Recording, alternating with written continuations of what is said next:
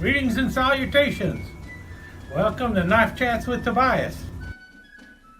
I placed a couple recent orders with Red Hill Cutlery, mainly because they have some knives for the 250th anniversary of the United States. And, well, with it came sales flyers, which is pretty cool.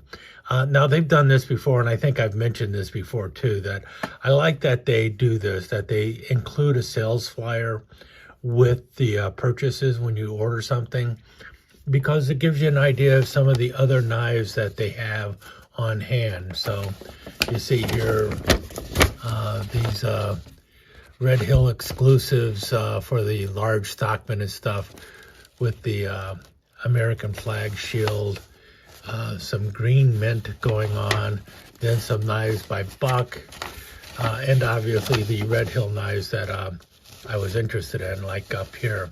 I actually have one of these. I'll show it in a little bit. And then on the other side here, we see things from the Victorinox line that they're doing, like the dragon knives, which are pretty cool looking too. And then we got stuff from Tops and everything else. So a wide variety of knives showing up in this, little sales flyer. And I kind of like that, the way they do that. And, now with one of the knives that I ordered, I got this too, a sticker. This is the first time I received a sticker from Red Hill Cutlery. So I don't know if this is something new or what, but it was kind of cool to, finally get a sticker from Red Hill Cutlery. So that's pretty cool too. And then, well, there's the two knives that I ordered. So let's take a look at the two knives. I ordered these separately, and I actually placed the orders for these knives on eBay. Yeah, Red Hill Cutlery also has an eBay site, and they have a variety of knives that they show on that site. So they're one of my favorite eBay sites to buy from, because usually they'll have like buy it now prices. And what I do is I just add it to my watch list and then wait a little bit and see if they give me an offer. And quite often they will give me a pretty good offer. And if I don't get the offer, what I will do is it's usually buy it now or best offer. And I will go with a low offer and see what happens, and then creep it up a little bit if it's rejected right away, something like that. But I can always get a knife for less than what the price is listed as the buy it now price on eBay. So that's one of the great things I like about Red Hill Cutlery. They are willing to do a little bit of bargaining online, at least on the eBay site. And then they have a really nice selection of knives. In any case, what I got are two Baron Son knives. Let's see, is this the one I want to show first? Yeah, I'll go ahead and show this one first, even though this is the second one I picked up. And they all have this sticker on it. It's 250 years of freedom and blah, blah, blah. And this one here is their Farmhand. Now, their Farmhand is basically the case sod buster. Well, it's their answer to the case sod buster. And they make a couple different varieties of Farmhands. We see these two here. These two are out there all over the place right now. And these have I believe it's an aluminum handle on them. And then they have been anodized or whatever with the American flag or this way. And these are just the small Farmhands, and $32.95 for the ones with the metal handles. This one does not have the aluminum or metal handle. This one is in a white smooth bone, or actually a torched bone. And I saw it and it's like, man, that's pretty cool. I'll go ahead and grab that.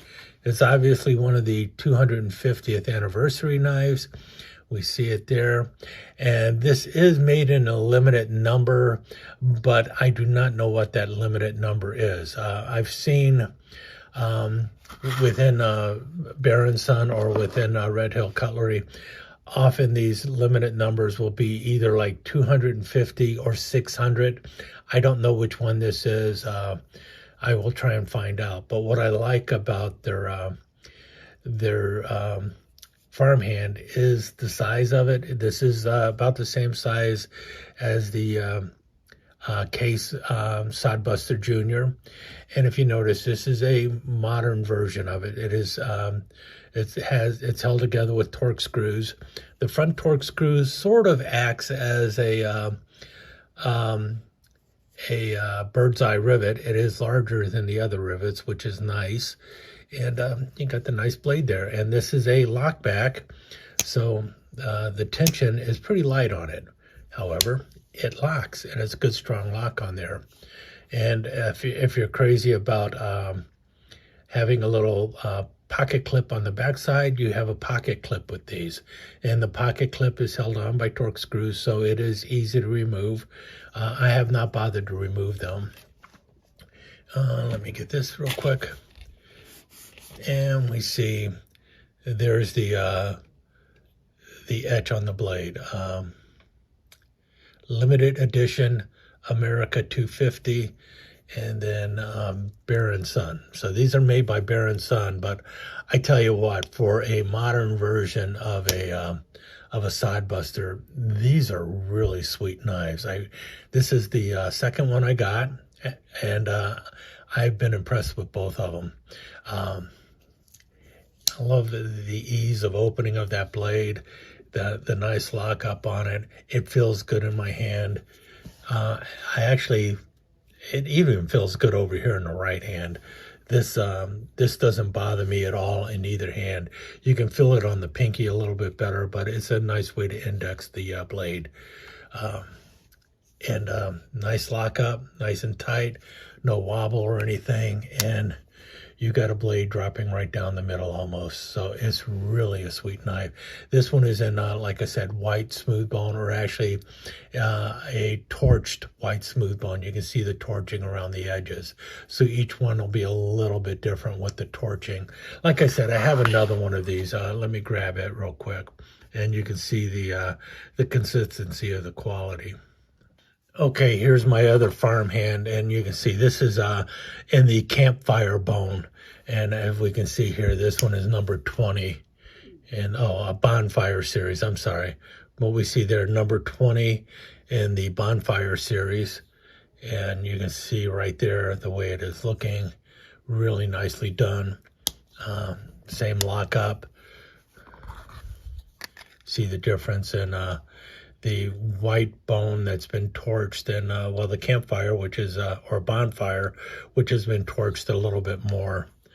And then you can see the different working on here. This is a light. This feels like it might be slightly etched in there. Is a very light laser etch going on, and this also feels like a very light laser etch going on there for We the People. You know, the beginning of the Constitution of the United States of America, we the people of the United States of America, in order to, the preamble to the Constitution is what this starts off with. So that's pretty cool. And like I said, that is for one of the 250th anniversary knives. I think this one might be in as much as like 600 of them being made, but it could be as low as 250. I don't really know the exact number. This next one I do know the number. Oh, before I go to the next one, just for giggles, here is a comparison with the Yellow Delrin Case Sodbuster Jr. So there you go with the size comparison and everything. And there you go with the blade comparisons and such. The big difference here is it is a lockback. And I will be comparing these knives to the Case Crossroads series Sodbuster Juniors in the future. Because these are both, the Crossroad Sodbuster Jr. is also a modern take on the slip joint knives and such. And so I want to compare what Bear & Son is doing with their modern take of a slip joint versus what Case is doing with their modern version of a slip joint.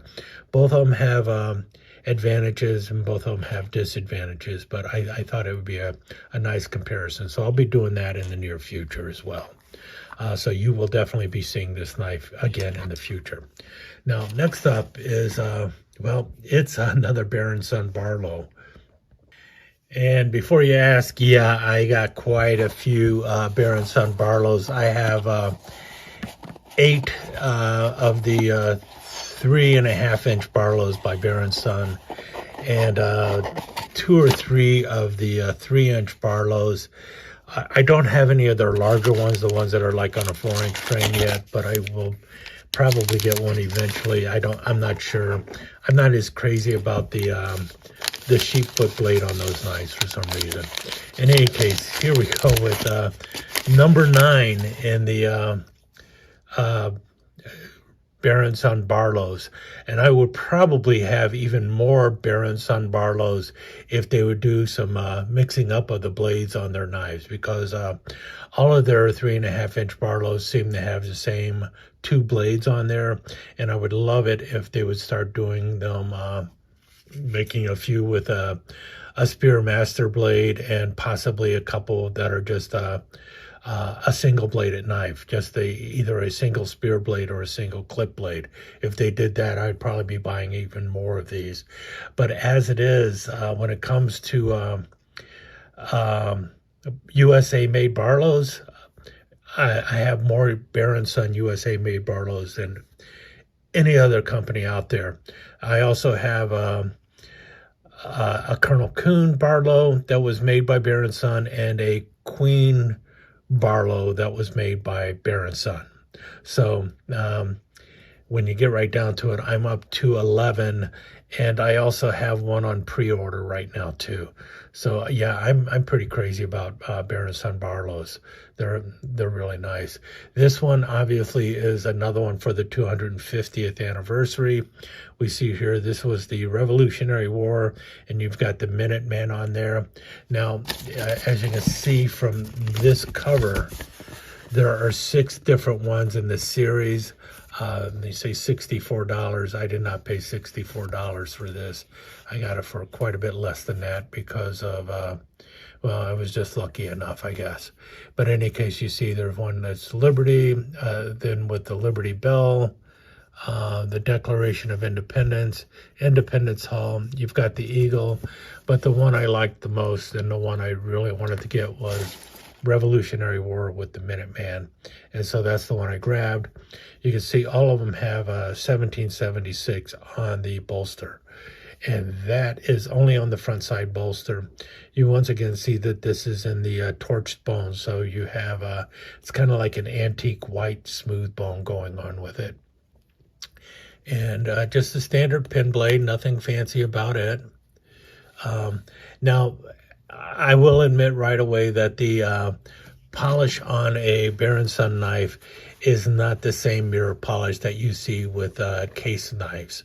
It is not nearly as shiny, but Baron Son uses 440A stainless steel blades. They mentioned that right out. They're not like case with the True Sharp, and you can see the lineup here is pretty good, at least in my opinion. Now, some people will complain about the way the blades are arranged because you have the pin blade in front and then the clip blade in back. They both have their poles on the front side here. I like that arrangement, but some people claim they have a hard time getting to the back blade, the clip blade, you know, the main blade, because the pin blade is in the way of the pole. I don't have that issue. I can get right to it and open it. And now, what I will tell you is my experience with the Baron Son Barlows is the pull is a little inconsistent. It's going to vary a little bit from knife to knife. They're all in that mid-range, somewhere between like 5 and 7 or so. And sometimes that front one is a little tougher than the back one. You know, the pin blade is usually a little tougher because, well, it's a shorter blade. But for the most part, I don't find any of them having like a nail breaker pull or a pull that is so weak that you're afraid the blade will just fly open by itself. It is in the medium range, but sometimes that medium is somewhere around 4, and sometimes that medium is around 7. So it is going to vary a little bit from knife to knife, even within a short series like this one, which is supposedly one of 50 Barlows in this handle material with this artwork. Now they've got 6 different versions of the handle, so that would mean that there are at least 300 knives in this series, the 250th series with the 1776 bolster on these Barlows, but 50 each of each particular print. Now, as for the main blade, we see here, this is the etch on there. You'll see it says limited edition America 250, 1 of 50. Compare that to this one, which just says limited edition America 250. So here's the difference between those two side by side. You see there? Maybe that'll work better. So that's the 2 different etches you'll see on the blades. Also, I have seen other knives similar to this that they have coming out as like a little pen blade, which is the least expensive of these kind of knives. The ones that are 1 of 50 are the more expensive ones. So there is a reason you're paying for 1 of 50. They are obviously designed for the collector's market, but they are also usable knives. You can use it if you want to. As you can see here, nicely fit together here. I believe it's stainless steel throughout with the liners and the center spacer. Nickel silver bolsters, however, and then you got the wonderful 1776, which is deeply etched into there, and then probably nickel silver pins going on as well. So that's what you have with it. Blade alignment, I swear it looks pretty good to me. Not perfect, but pretty good. Nothing is hitting or anything. And you got the wonderful etch. You got the long pulls on there on both blades. So that's really nice too. Some of them, some companies, they'll have a long pull on the clip blade, but then they'll have that moon-shaped nail nick on the short blade, which I like it when the nail nicks match, and they definitely do on the Bear & Son. So I will probably also be comparing the Bear & Son to a case Barlow in the near future, similar to the way I'm going to be doing the Sodbuster Juniors here, or the Farmhand to the case Sodbuster Juniors. But like I already mentioned, my biggest grief with the Bear & Son Barlows, despite having now 9 of them, is the blade options. I wish they had more blade options going on with it. But these 2, I picked them up for the 250th anniversary. I found that, in my opinion, they were not overly priced compared to their typical Barlows that they put out. The fact that this is in bone makes it a little more expensive than the ones they have in metal. But as you can see here, even the ones that are in with the aluminum handles, I believe it's aluminum at least, $32.95. That's less than a case Sodbuster Junior these days. And this is a lockback, so that's pretty cool too. And the simple 250 on there with the American flag. So not exorbitant, but to me the prices for these are pretty good for people who are looking for something to celebrate the 250th anniversary.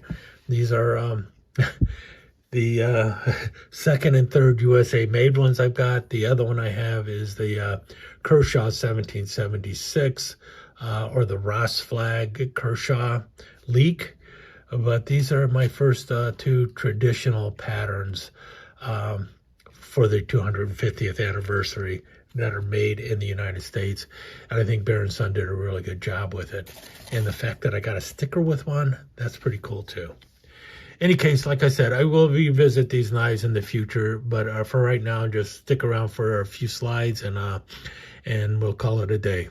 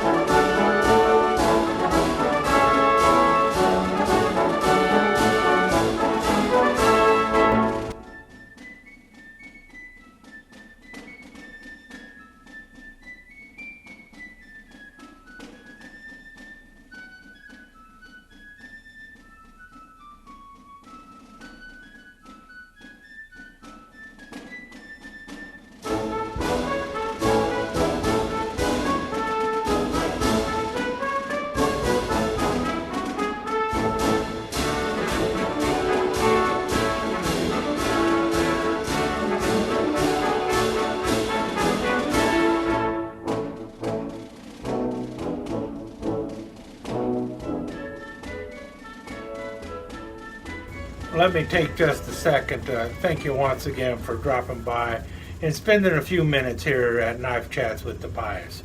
I really do appreciate it, and I do appreciate any comments that you leave. So please remember to give me that thumbs up, and also don't forget to subscribe and ring that notification bell so you'll know when the next episode is up and running. Thanks again for dropping by. Really do appreciate your time here.